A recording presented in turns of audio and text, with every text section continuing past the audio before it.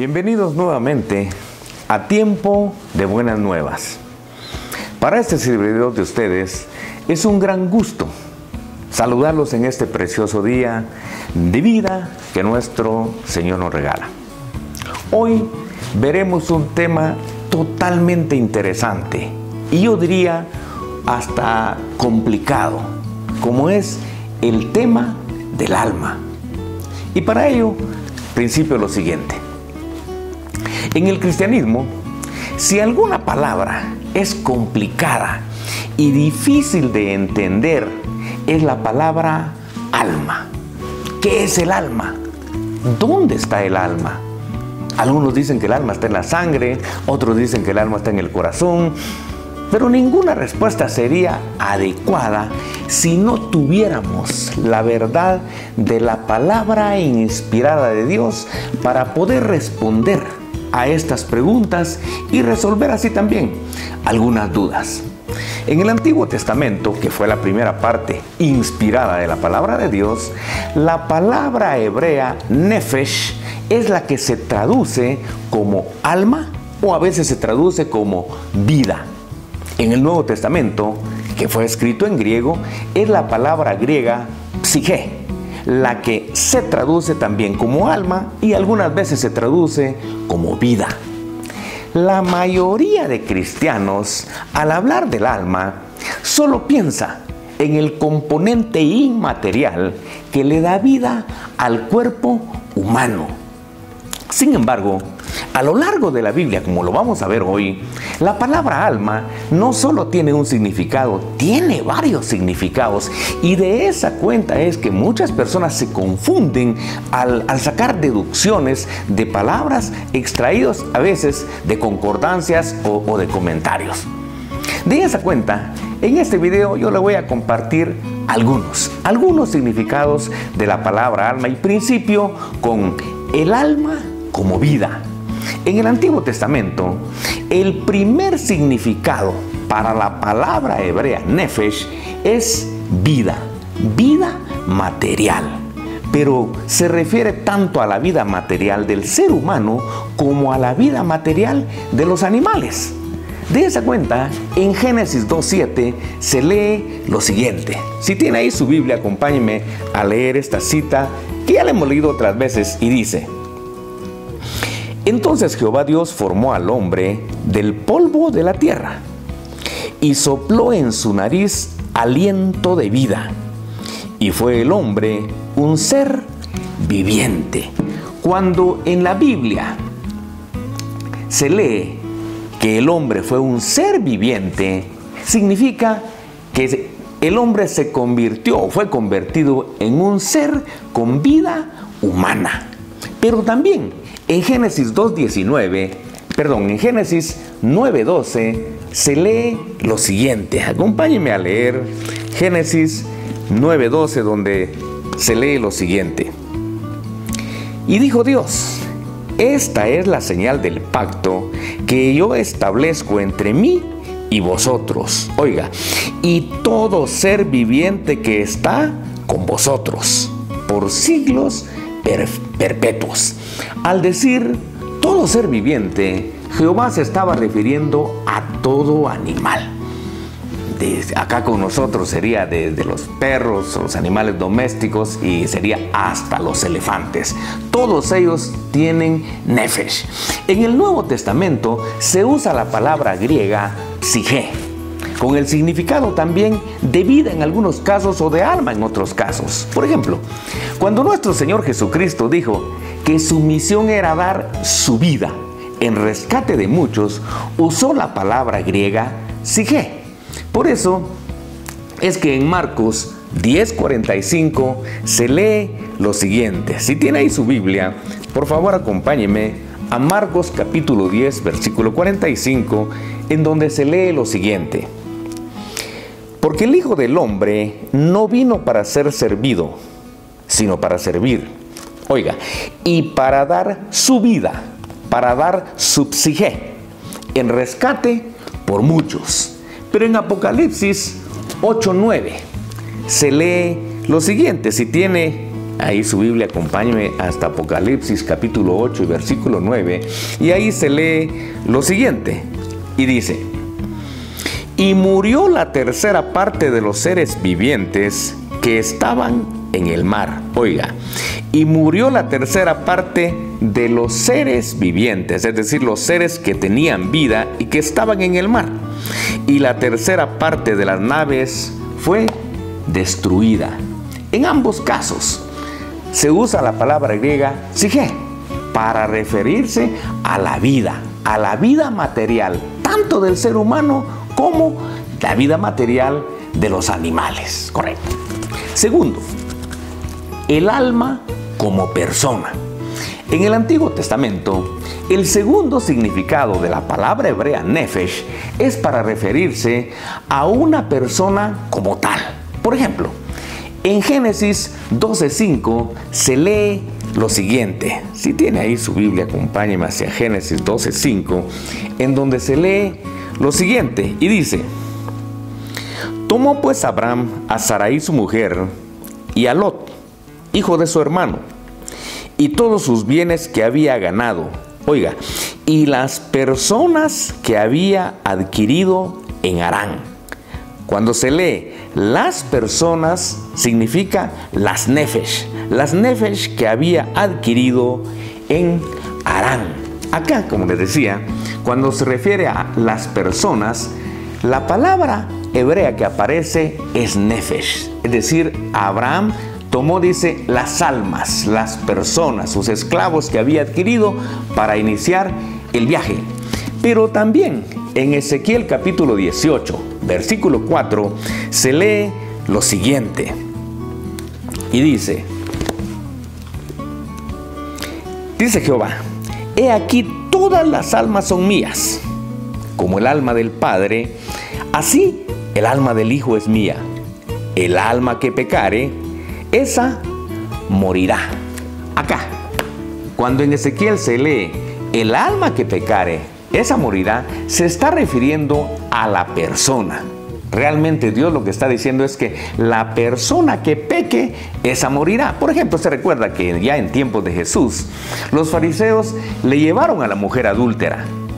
¿Para qué se la llevaron? Bueno, porque había pecado y tenía que ser lapidada a pedradas. El alma, o sea, acá alma es la persona como tal, un individuo entero. ¿Por qué? Porque el alma ni peca ni muere. Así que no se puede estar refiriendo solamente a la parte inmaterial que vamos a ver más adelante. Pero también en el Nuevo Testamento, en Hechos 2:41, especialmente en la Biblia de las Américas, se lee lo siguiente. Traje esta otra Biblia porque aquí tengo la Biblia de las Américas. En Hechos 2:41 se lee lo siguiente y dice, entonces los que habían recibido su palabra fueron bautizados y se añadieron aquel día como 3,000 almas. Cuando esta versión dice acá que se añadieron aquel día como 3,000 almas, obviamente se está refiriendo a que se añadieron a la iglesia y se bautizaron 3,000 personas. Pero en Romanos 2:9, en esta misma versión, se lee lo siguiente y dice: habrá tribulación y angustia para toda alma humana, oiga, para toda alma humana que hace lo malo, del judío primeramente y también del griego. Acá, toda alma humana se refiere a toda persona que hace lo malo. Esta es la acepción que se utiliza, que usa la mayor parte de cristianos evangelistas, por ejemplo, cuando dicen que van a ir a ganar almas para Cristo, van a ir a ganar personas para Cristo. No se está refiriendo a la parte inmaterial interna, nos está refiriendo a personas o individuos humanos. Tercero, la tercera acepción es el alma como vida interior. El tercer significado de la palabra hebrea nefesh en el Antiguo Testamento es para referirse a la vida interior, al yo interior, o al mi otro yo, dicen algunos, va. En el Salmo, por ejemplo, en el Salmo 42:1 se lee lo siguiente. Si tiene ahí su Biblia, acompáñeme al Salmo 42 y vamos a leer el verso 1 y dice lo siguiente. Como el ciervo brama por las corrientes de las aguas, así clama por ti, oh Dios, el alma mía. El salmista está diciendo que su yo interior, en este verso el salmista está diciendo que su yo interior, su alma decimos comúnmente, ansía fervientemente conocer, tener intimidad con Dios.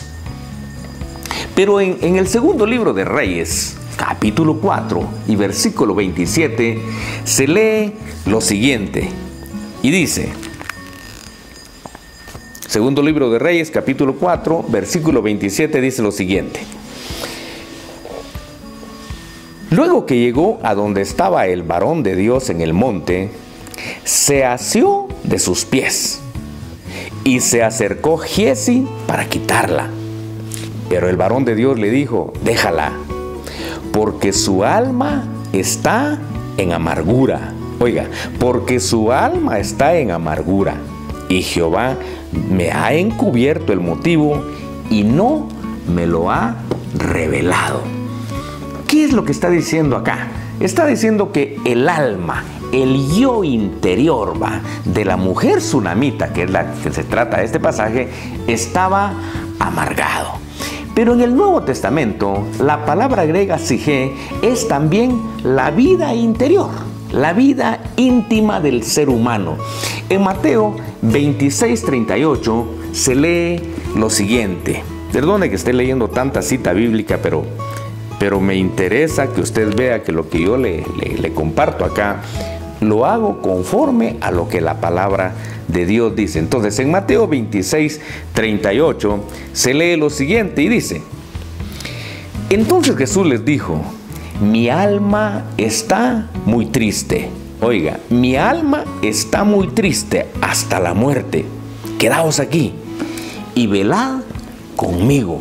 Cuando Jesús dice, mi alma está muy triste hasta la muerte, está diciendo que está demasiado preocupado. Su yo interior no estaba bien en ese momento. Pero en Juan 12:27 se lee también, mi alma está turbada. Jesús, cuando ya se dio cuenta que el día final para él venía, su alma estaba alterada. Eso es lo que estaba diciendo de esa cuenta. Acá entonces alma se refiere al yo interior. Cuarto, el alma ¿es lo mismo que el espíritu? Hay algunas personas, hay algunos cristianos, algunos estudiosos que creen que el alma y el espíritu son lo mismo en el ser humano, que son el mismo componente inmaterial en el ser humano.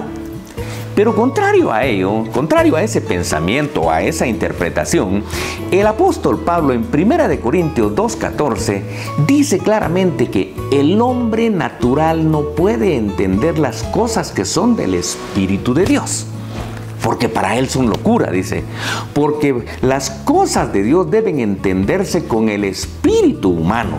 Sí, pero el hombre natural tiene muerto su espíritu y por eso no puede entender las cosas que son del Espíritu de Dios.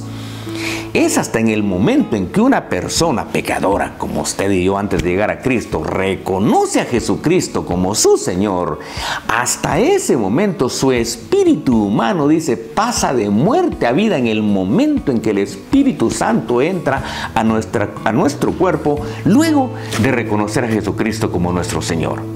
Esta diferencia puede entenderse, esta diferencia entre alma y espíritu puede entenderse muy fácilmente, a mi juicio, en citas como 1 Tesalonicenses 5:23, donde se lee lo siguiente. Acompáñeme a 1 Tesalonicenses 5:23, donde se lee lo siguiente, y dice, y el mismo Dios de paz os santifique por completo, y todo vuestro ser, espíritu, alma y cuerpo, sea guardado irreprensible para la venida de nuestro Señor Jesucristo. Cuando el apóstol Pablo dice todo vuestro ser, ¿a qué se está refiriendo? Se está refiriendo, dice, al espíritu, al alma y al cuerpo. No está diciendo espíritu o alma, está diciendo espíritu y alma. Pero también el escritor de Hebreos, en forma inspirada en Hebreos 4:12, dice lo siguiente: porque la palabra de Dios es viva y eficaz, y más cortante que toda espada de dos filos, y penetra hasta partir el alma y el espíritu, las coyunturas y los tuétanos, y discierne los pensamientos y las intenciones del corazón. Oiga esto: y penetra hasta partir el alma y el espíritu, las coyunturas y los tuétanos, y discierne los pensamientos y las intenciones del corazón.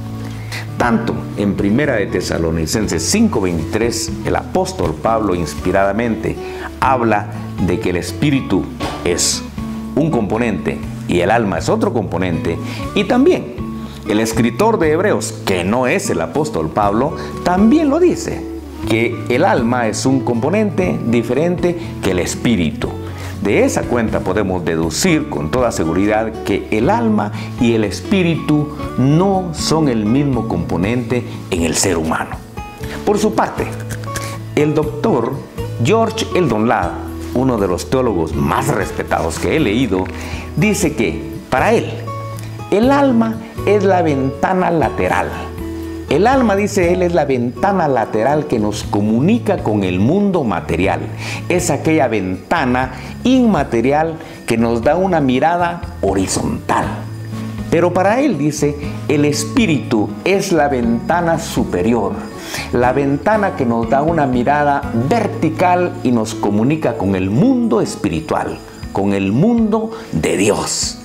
Además de lo anterior, a las personas que tienen muerto, esta es otra diferencia, a las personas que tienen muerto el espíritu humano se les llama hombre natural, pero tienen vida, como vimos en el punto 1, pero tienen alma, tienen vida material.